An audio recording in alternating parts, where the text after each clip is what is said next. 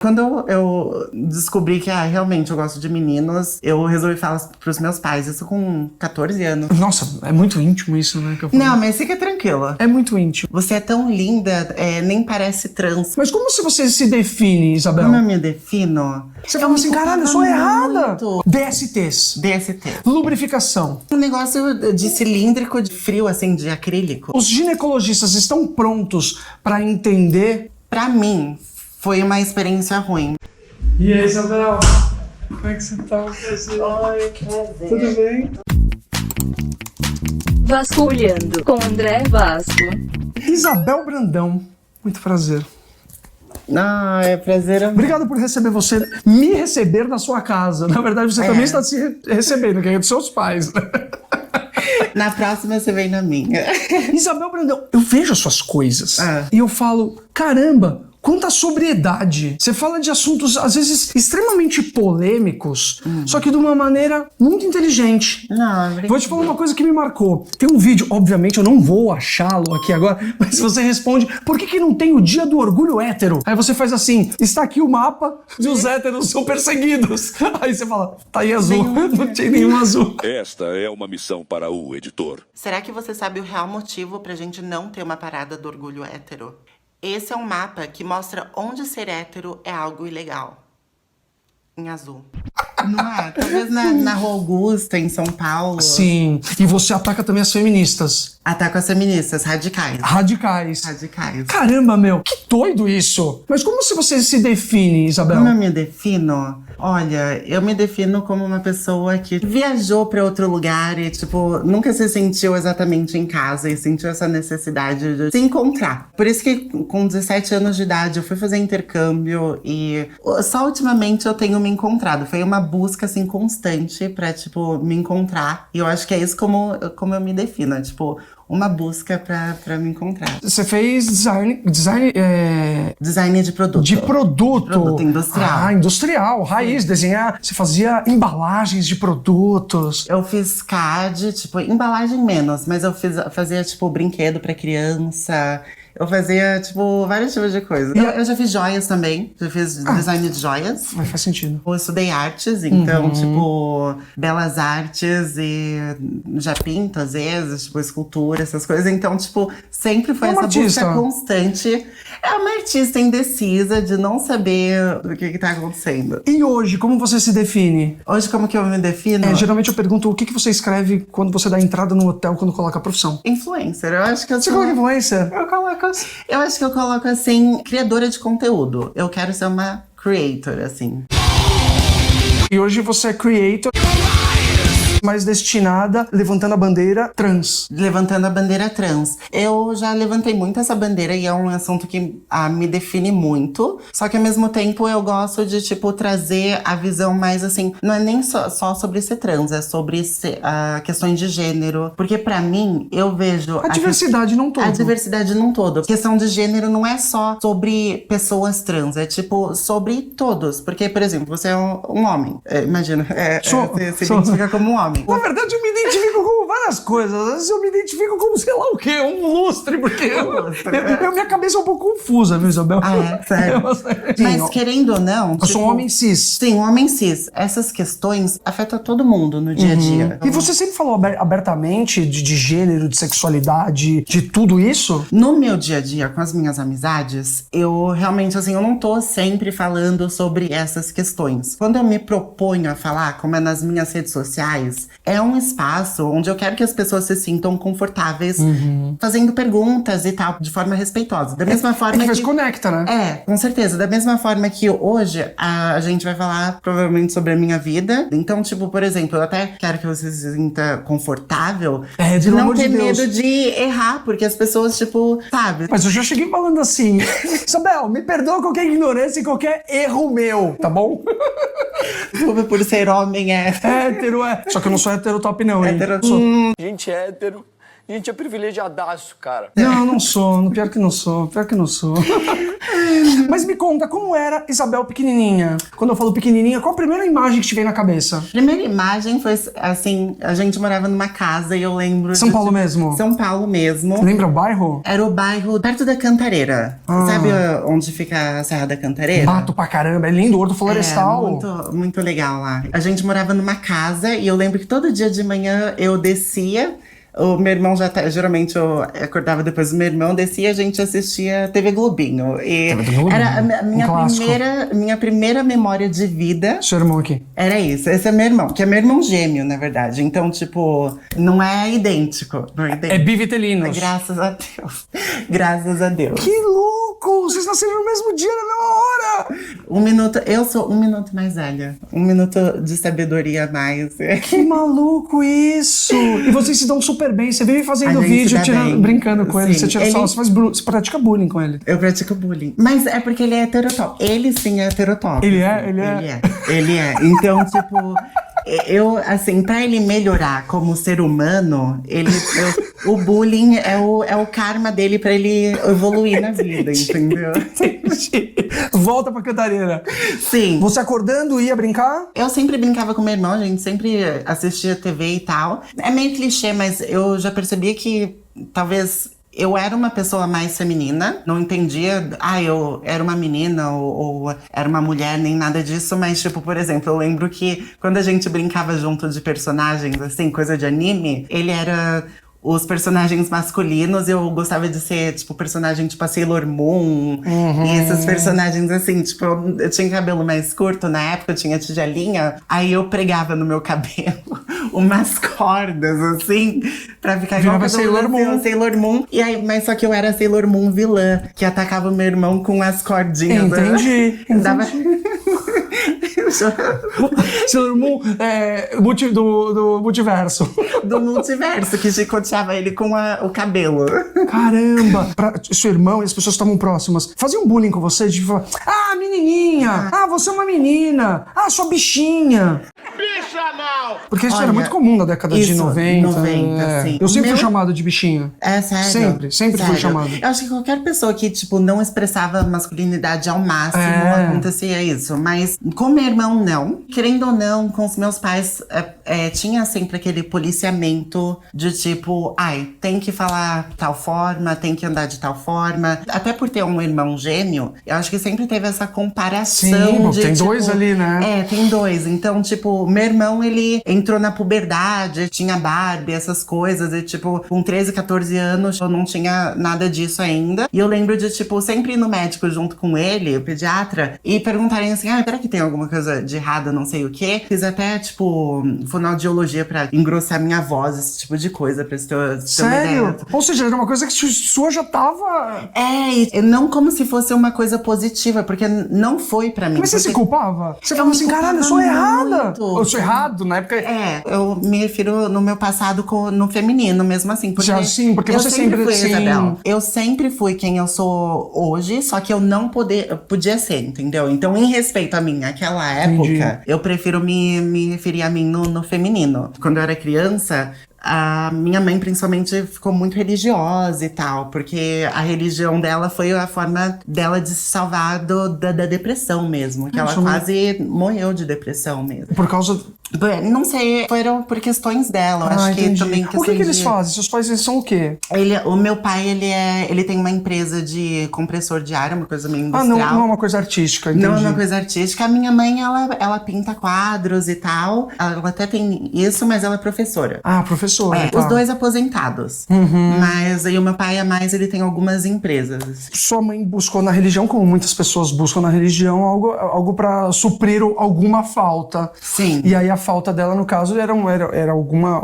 Ela estava perdida na cabeça dela, com certeza, porque eu tenho depressão, eu sei como é que é. Sim. É um negócio muito, muito sério. Não é uma frescura, não é uma coisa boba, e qualquer um pode ter. É uma parada, além de mental, uma coisa química também. Sim, com certeza. É uma parada química. E querendo ou não, acho que assim, a igreja Pra mim, foi uma experiência ruim. Pra minha mãe, foi uma experiência muito boa, porque realmente salvou ela. Hoje você tem uma religião? Eu tenho certas coisas, assim. Eu acho que eu acreditei muito no espiritismo. Eu tenho algumas coisas espiritualistas, mas eu faço... Kardecista? Kardecista. Nossa, quando eu era adolescente, eu virei kardecista, assim, que lia tudo. Mesa sabe? branca. Mesa branca, tudo. Kardecista de Allan Kardec, tá? Aí eu conheci também um amigo meu da escola, que ele era umbandista. Eu também fui em centro de umbanda e tal. E isso também, essa questão de mudar pra outra crença religiosa, me tirou toda essa culpa de eu ser uma pessoa diferente, feminina e tal. Porque, realmente, assim, lá pros 9 anos de idade, tipo, até os 11, 12, eu achava que eu ia pro inferno, sabe? É porque a sociedade já prega isso, eu né? achava assim, nossa, é certeza. Tipo, eu nem sabia se eu gostava de menino ou não. A questão da minha identidade de gênero e como eu me exprimia, tipo, todo mundo percebia, eu percebia que eu não conseguia exprimir da forma que as pessoas esperavam de mim. Eu demorei, assim, até os 14 anos pra começar a, tipo, pensar... Sério? Sério. Quando eu descobri que, realmente eu gosto de meninos, eu resolvi falar pros meus pais. Isso com 14 anos também. Ah, foi cedo. Foi cedo. O bichinho, a pulguinha tava lá te incomodando desde o quê? Uns 9, 7, 6, sempre. É porque é igual o que você falou. Primeiro, todo mundo te chama de bichinha, fala vira homem, não sei o quê. É isso, assim, um resumo igual tá aparecendo aí. É uma coisa assim, identidade de gênero é como você se vê. Orientação sexual é com quais pessoas você quer se relacionar romanticamente ou sexualmente. Então, pra mim, a minha identidade de gênero realmente foi algo que foi mais importante pra mim descobrir do que realmente a minha sexualidade, sabe? Nossa, esse daqui é muito bom. Esse daqui tá simples. Porque geralmente é muito complexo do jeito que as pessoas colocam. Aqui, ó. Orientação sexual, sexo biológico, identidade de gênero, exato. Existe essa separação, né? Sempre teve esse policiamento e tal. Sempre teve essa coisa assim de tipo, eu não posso brincar de boneca, eu não posso brincar. Eu lembro que eu... E você tinha vontade? Eu tinha muita vontade, nossa. Caramba, devia ter trazido uma Barbie aqui pra você. O pônei é um animal binário de qual espécie? A. Equinos. B. Canídeos, C, anfíbios ou D, répteis? Tá tirando com a minha cara dessa daí, que eu falei que eram os filhos não binários dos cachorros, mas eles são equídeos. Equinos, certo? Aí eu lembro que eu chorava pros meus pais. Assim, quando a gente ia em lojas de brinquedo pra comprar alguma coisa, eu lembro primeiro. Eu não sei se você lembra do Furby. Furby, lembro. Nossa, meu Deus. Aquele bicho feio. É aquele bicho feio que falava e ele tinha sensor de movimento. Ele voltou, eu acho, o Furby. Aqui é o Furby, ó. Ele ainda existe. Ele é todo remodelado. Todo ano eles inventam alguma coisa do Sim. Furby. E tanto a minha mãe quanto a menina a funcionária que trabalhava em casa, elas morriam de medo do Furby, porque mesmo quando ele ficava no meu quarto no escuro, às vezes ele falava. E ele do brilha, nada. ele é um bicho meio estranho. Ele é um bicho meio assim. Elas tinham medo. Mas enfim, até pro Furby, tipo, eu lembro que eu tava na loja, eu queria o Furby, que eu vi na TV.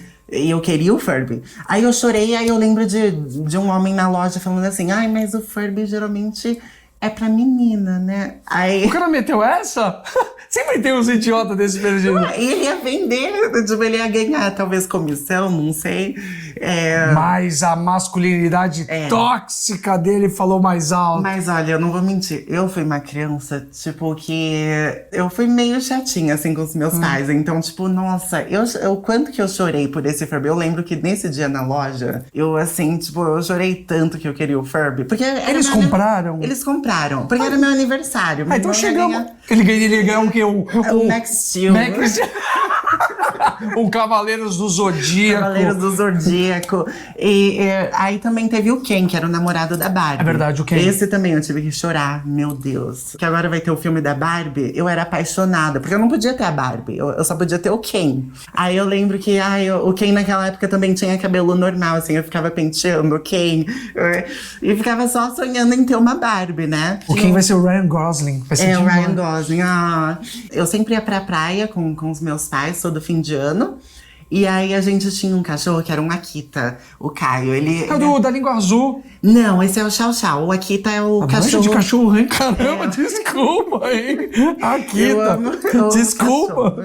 Ah, tá. Esse daí é o japonês Akita. também, você entendeu? É, japonês também, eu entendi. Entendi. Mas esse é o cachorro do... Aquele que é o mais fiel do mundo, não sei o que tem a estátua dele no Japão, que o dono dele morreu e ficou esperando na estação de trem. Já viu Ah, essa história? sim. É esse daí.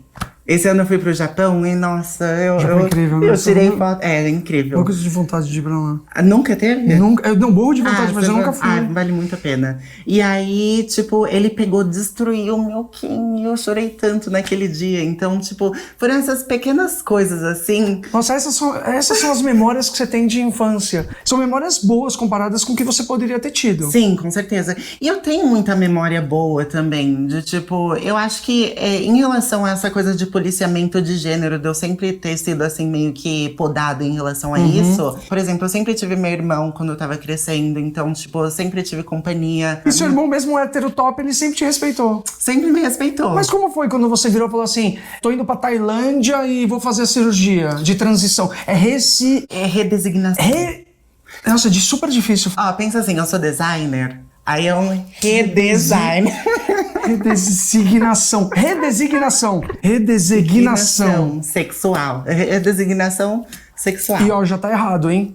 É. A retirada do mesmo sexual sexual. não, porque ele molda. Ele molda. É assim. Eu já vi uma vez no YouTube, eu tive uma curiosidade de ver que o Piu Piu passou falando. Tá bom, todo mundo. Você tem outra coisa. Você tem. É meio que vai pra.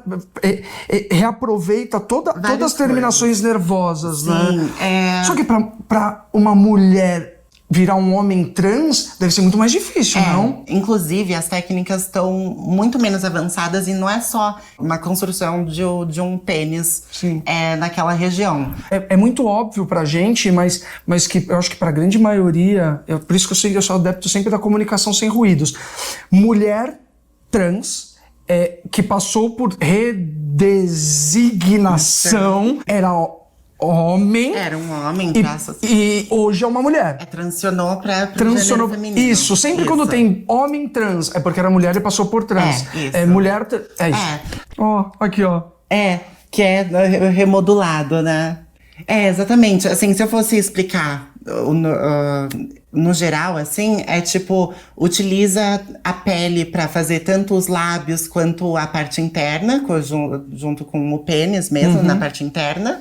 E também a glande do pênis é feita ao clitóris, entendeu? Então, sim! Então é por isso que, assim, tem muita gente que acha, não, perdeu o prazer. O que não tem nada a ver, porque, Mas ninguém é você pra estar na sua pele pra sentir ou não. E também, assim... E tantas mulheres héteros aí, mulheres cis... que não tem prazer a vida inteira. Ou porque tem esse estigma de buscar esse prazer, ou tem o estigma de, tipo, o homem não consegue dar prazer pra ela. Sim.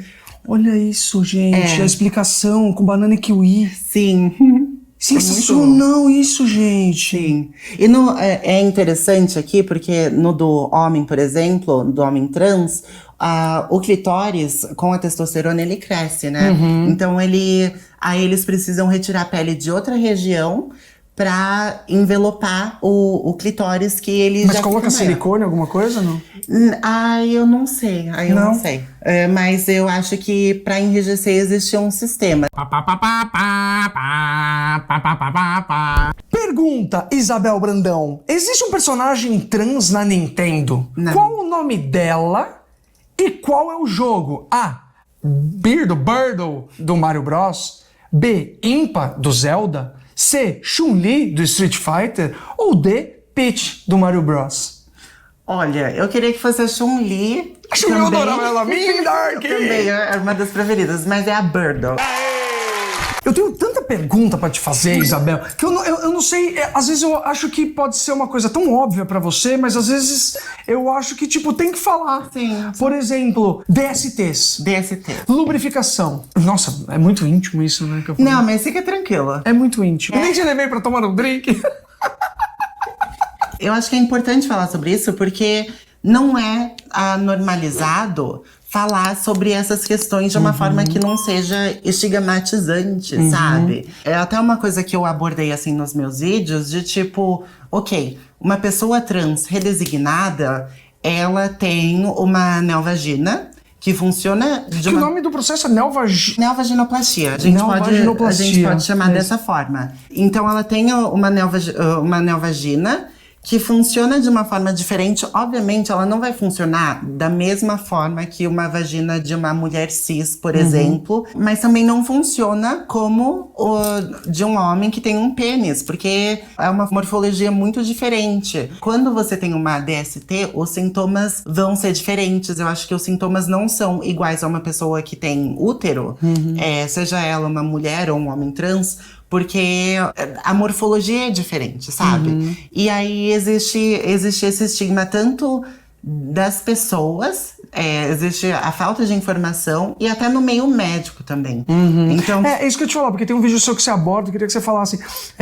Uma pessoa fez uma pergunta se você vai no urologista ou no ginecologista. Primeiro, não faz muito sentido, porque o urologista, tanto mulheres quanto homens vão. Os ginecologistas estão prontos pra entender? Nem todos. A maioria não, na verdade. Qual que é a idade do seu? Nunca perguntei, mas acho que elas têm 35. Você foi tipo um upgrade do currículo vitae delas.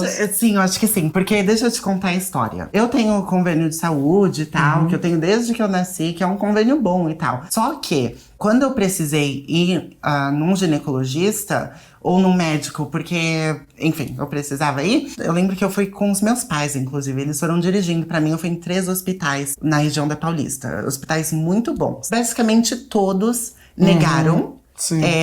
E quando eu expliquei a situação, eles ficaram falando assim: ai, você tem que ir no seu cirurgião lá da Tailândia. Sendo que era questões de saúde sexual, não era questão de tipo, ai, a minha cirurgia deu errado, alguma coisa assim. Mas pior que falaram isso. Eu acabei indo no Hospital das Clínicas. E quando eu cheguei, eu fiz a triagem e tal, eles falaram assim: nossa, mas você passou por esses hospitais que tem muito recurso e não quiseram te atender. Me atenderam super bem lá. Já fui 2 vezes. Essa questão, assim, mesmo na saúde privada, principalmente na saúde privada, os médicos, eles são muito conservadores. Eles nem te veem, na verdade. E tudo bem, assim, o médico não ter, assim, experiência no assunto, mas eu acho que, assim, ou você tem que encaminhar a pessoa, tem que tentar resolver a pessoa o máximo que você pode. Você não pode, tipo, só falar assim: ai, não vou te atender, tchau. E isso é o que acontece com muitas pessoas trans. E não é só em questão de ginecologista, mas também, por exemplo, endócrino. Eu voltei pro Brasil ano passado, então eu tive que ir atrás de um monte de médicos. Você morou fora do Brasil de que ano a que ano? Eu morei de 2010 até ano passado, 2022. Caramba, 12 anos. 12 anos. 12 anos fora. Você fez faculdade lá, você morou na Holanda? Holanda. Tá. E na Suíça. Que chique, hein? Chique. Trabalhava com o quê? Eu trabalhava com design. Com design de produto. Que legal, que legal. E aí voltou pro Brasil por quê, mulher? Mas pior que... Tô brincando. Eu amo meu país. Mas por que você voltou pra cá? Porque você abandonou o design? Assim, foram várias coisas. Agora você é influenciadora. Assim, eu tô trabalhando com influência, com produção de conteúdo, que é uma coisa que eu amo, assim, eu não tava gostando do meu trabalho. Também questão de relacionamento, de término com meu ex. Você foi casada, você falou, né? Fui casada durante, tipo, o quê? Não durante 7 anos, mas o nosso relacionamento durou, tipo, isso, sabe? Caramba. Casada no papel foi menos. Quanto tempo pra você decidir que você ia fazer? Olha, assim, eu... Só lembrando que tem trans que não fazem, tá? Tem meninas trans que não fazem, mas, assim, eu acho que demorei 2 anos pra decidir. 2 anos de terapia e tal, pra decidir. Mesmo antes, quando eu não me entendia como uma mulher trans, era uma região do meu corpo que eu me sentia muito desconfortável. Quanto tempo de cirurgia? A cirurgia... Você foi sozinha? Eu fui sozinha. Que louca. E seus pais? Quando você falou pros seus pais e pro seu irmão? Eu tive muita sorte, assim. Vamos lá. Olha ela já falando. Vamos lá. Na segunda, terceira etapa. Então, em 2012, eu conversei sério com os meus pais e falei, ok, eu quero fazer isso. Eu lembro até que a minha mãe, o momento que ela entendeu, foi quando eu falei assim pra ela, eu só falei assim de passagem, falei do meu namorado e que tipo, eu não deixava ele nem ver nem tocar aquela região, sabe? E eu tinha muita vergonha.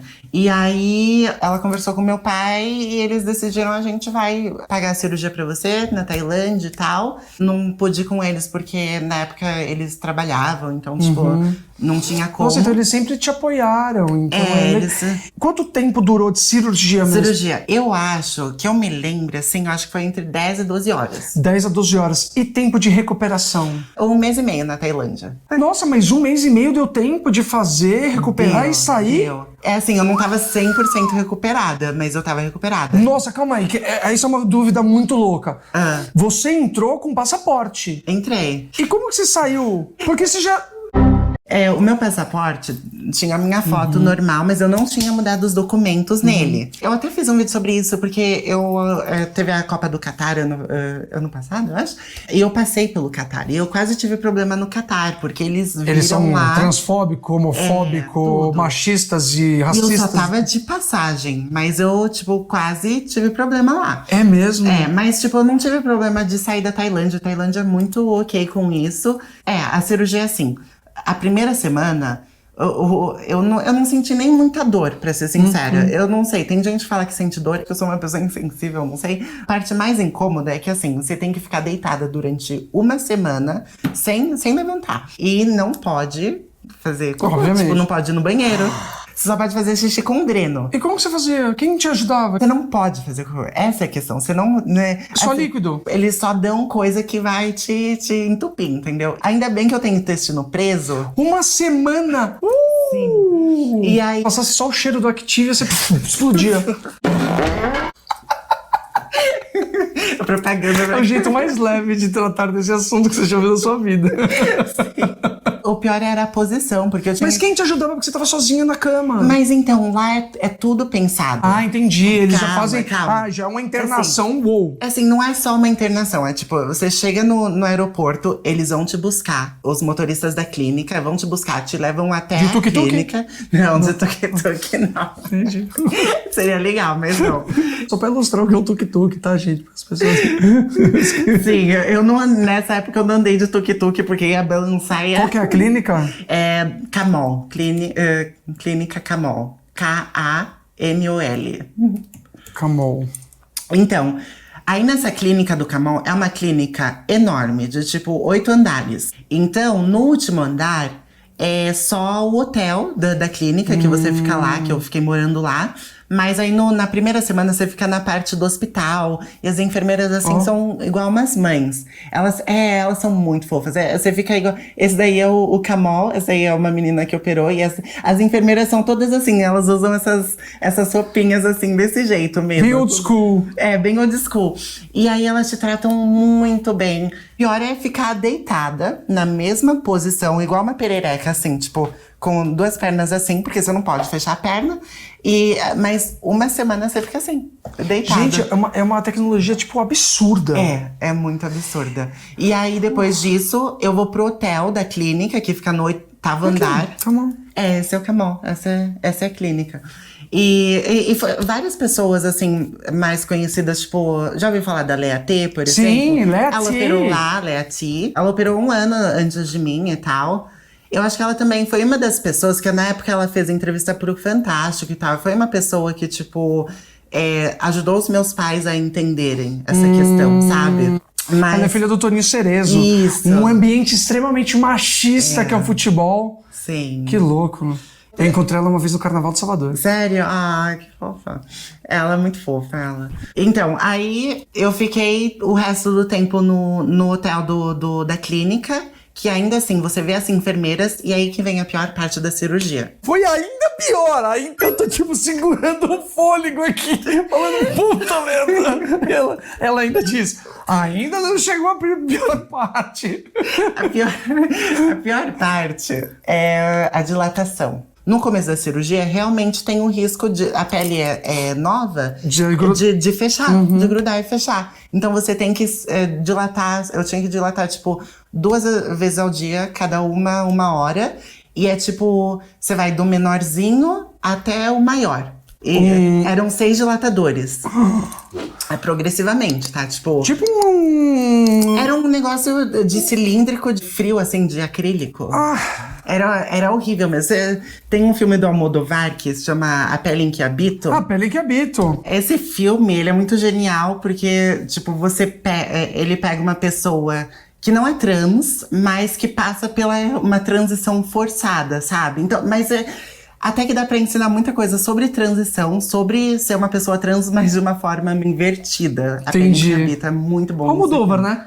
Almodóvar sendo Almodóvar. Eu demorei muito a me entender uma pessoa trans, uma mulher trans, porque é como você disse, das referências. Tudo é referência. Tudo é referência. Pra criatividade, pra entender o diferente. Quanto mais referências você tem, é tipo um copo cheio. Sim. Não, um copo cheio não é um bom exemplo. É tipo um livro, tipo um caderno. Quanto mais escrito, mais conteúdo vai ter. Acho que bonito isso. É assim, é sobre você se ver na outra pessoa. Então, por exemplo, a minha referência de pessoas trans, muito limitada, era sempre aquela coisa debochada da mídia. E também era aquela coisa assim, eu achava que ser uma mulher trans é tipo ser uma drag. Tipo, uma coisa assim, montada, assim, cheia de brilho. Assim, eu via, por exemplo, a imagem que eu tinha era da parada gay na TV, que antigamente da Vera Verão.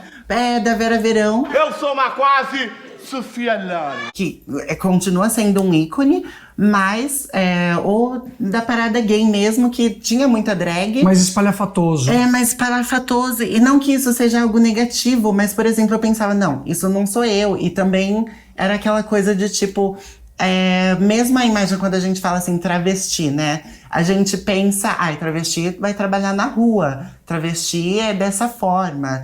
E eu pensava, não, eu não posso ser assim. Eu não sou uma drag queen, que eu achava que era igual ser uma drag montada. Aqui, ó, temos a primeira travesti eleita vice-presidente da Comissão do Congresso, a Érica Rio. Maravilhosa. Votei nela, inclusive. Você votou nela? Votei. Eu só não votei porque eu tava fora do Brasil. Érica é minha amiga das redes sociais. Eu amo.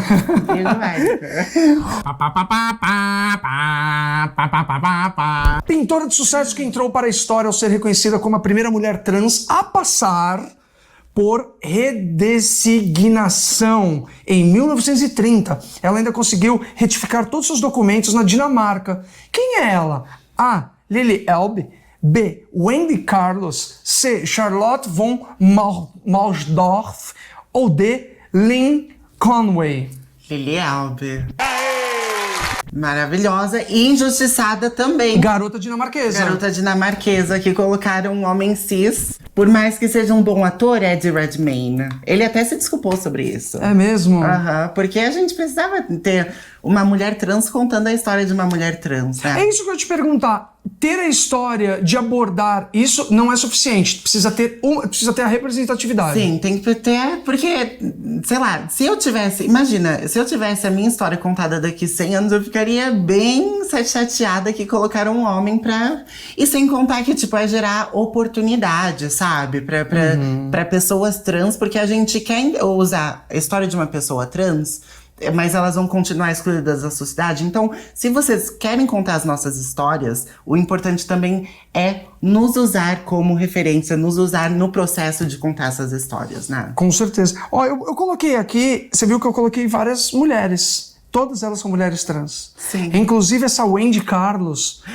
Eu fiquei super impressionado. Ela foi pioneira na música eletrônica, ganhou Grammy. Ela que fez a trilha sonora do Kubrick, do Laranja Mecânica, Iluminado. Sim. Você acredita que o meu boy, ele falou disso há poucos dias? Agora você assumiu que tá namorando.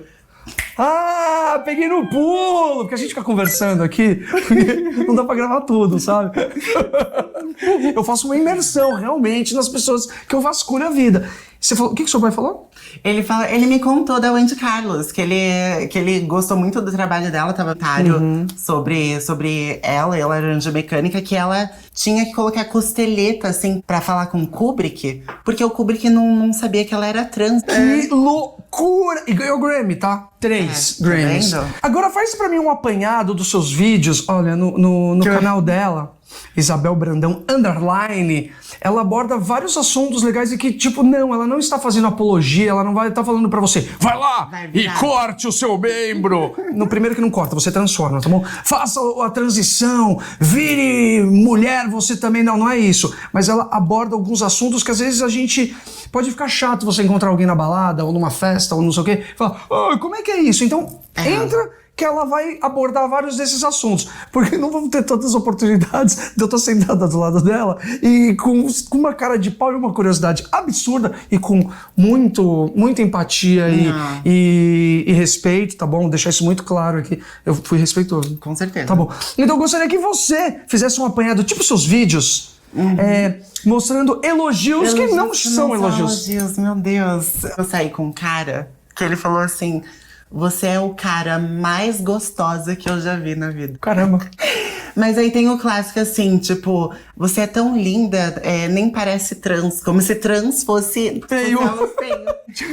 É, tipo, ai, você é mais feminina que muitas mulheres.